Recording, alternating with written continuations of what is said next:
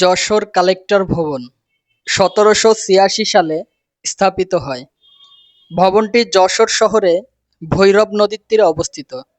শুরু থেকেই ভবনটি জেলা প্রশাসকের কার্যালয় হিসাবে ব্যবহার করা হয়। ভবনটির স্থাপত্যশৈলী ব্রিটিশ শিল্প স্থাপত্য। ঠিকানা: যশোর শহরের প্যারিস রোড। বর্তমান দায়িত্ব: জেলা প্রশাসক, যশোর। নির্মাণ শুরু হয় ১৭৮৬ সালে, সংস্কার করা হয় ১৯৮৪ সালে।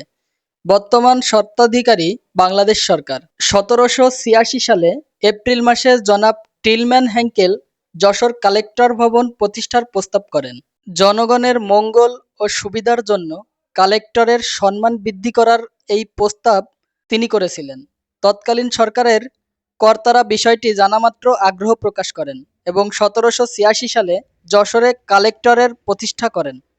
তৎকালীন সময়ে যশোর প্রতি বছর ৬ লক্ষ টাকার ভূমি রাজস্ব সংগ্রহীত হতো।